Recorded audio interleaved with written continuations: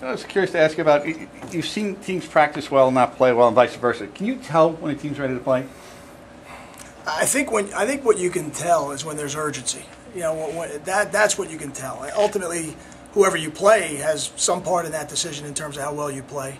That's for sure. You know, but I think we have a mature group that they understand every week. It's very fragile what we have right now. You know, we're undefeated in the conference, playing another undefeated team in the conference. One of these two teams is going to emerge with some control over what's going to happen in the future, and that is precious. That is something that you got to treat with reverence and respect. And I think this team gets that. And I've seen that all week. They really came out all 3 days and practiced with good urgency. That's really what I want to see. What about emotionally? Your team has been emotionally ready for 6 weeks. This will be, you're trying to get to the 7th in 8 weeks. Do you worry about that, or how do you sustain the emotional level over a 12-game season? I think you got to rely on the established players in your program to set the tone. You know, for the weekend and early in the game. I think guys like Kasim Green, Steve Baharnas, Scott Vallone, Duron Harmon, and others, Brandon Jones, Khalil Gillard, you know, and I've mentioned all defensive guys because that's really where the older guys on our team are. But the guys who have become established players on offense, guys like Gary, Brandon Coleman, Timmy Wright, Karan Pratt, Juwan Jamison, you know, those guys need to set the tone early in the game. And as I said yesterday, aside from all that, I really believe that this game will be won up front. Kyle, I know you plan for everything as a coach leading into a season and have a pulse on what's going on. Is there anything that's taken place this season that made you say, oh, wow, that's a little bit better than we thought we would be, or it's gone a little bit? You know what I mean? I'm pleased at how much production we've gotten out of the 3 freshmen. That would be the one thing I would say, only because I don't put any expectation level on them. And to have Darius play as many snaps as he has, and for Kyle before the injury do as good a job as he did for us, and then Leonte starting to make plays for us on special teams, those are critical things that add depth to your football team, and ultimately, as you come down the stretch of the season, will make you better. What makes Carew so valuable on special teams? He's a big, strong athlete who can run, and that's what you need on special teams. The special teams cover more distance on every play than most offensive and defensive plays. So you need guys who can run, but if they're not strong and physical, then they can get knocked around and ultimately knock other guys around and get them out of their lanes or not be on blocks as long as they need to be. And Leonte has that combination of size and speed and strength that should make you a really good special teams player, and he's put the work in to do that. You probably don't look at stats individually with Kasim, but a lot of people are mentioning like just all-American caliber year that he's having. Do you think that he deserves All-American at this point? I mean, is he having that type of resume?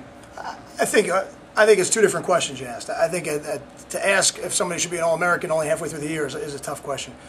If you're asking me if he should be in the conversation, if his resume warrants it, I think there's no doubt. I mean, he's the big, you know, the returning Co-Big East Player of the Year in our conference. So certainly he has a resume that warrants his deserving of being in that conversation, and I think he has not done anything to take himself out of the conversation. If anything, I think he's only enhanced his case, but it's only halfway through the year and there's a lot of football left to play. Last year's UConn game, on this emotion thing, an example of either being too emotionally high or not emotionally ready? Because it followed that Cincinnati game, which was such a great performance, right? It did, and I wish I knew which one it was, but we weren't right that day. For whatever whatever the reason was, we weren't right that day. And I think was that your biggest fear now?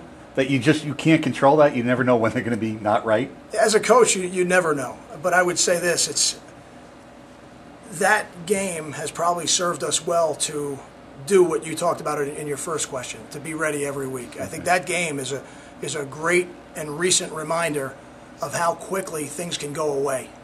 It really just takes one game, and the urgency level of every game in college football, because there's only 12 of them, is so critical. Unfortunately for us, we had to live through that last year. Fortunately for us this year, it's very fresh in our memories. Kyle, what's your recruiting question? What's your take on Temple playing them and how it can impact recruiting? Can it? I don't know that it would. I don't think it should, to be very honest with you. I think you should never make a decision based on the outcome of one game. I think that's a bad way for young people to make decisions. I think ultimately they should be looking at what can that university's education do for me with your diploma and then going forward with your alumni base, and then what can that football program do for me as well. I think you got to look at both those factors. I don't think the outcome of any one game should be the determining factor. Have you come up against Temple in recruiting more now that they're back in the Big East? Have you seen that? And I know it's only been a couple months and everything, but have you seen more of that?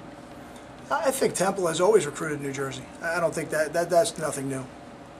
Any injury That's out update? for Is 2 more. Federico same? Federico will test him out tomorrow and make a Oh, tomorrow. decision. You know, we Okay. should by the end of the day tomorrow we'll know. I think if we're You going to said do you anything. might do it Saturday, right? So you Yeah, moved I that did up it again? Saturday. I did it Saturday last week. I think this week if we do it Friday, he'll either be ready or he won't. I don't think anything will change from Friday to Saturday. So Okay. I think then we'll have an idea of what we'll do with him on Saturday. But I think tomorrow's probably just for everybody in terms of planning is better for us.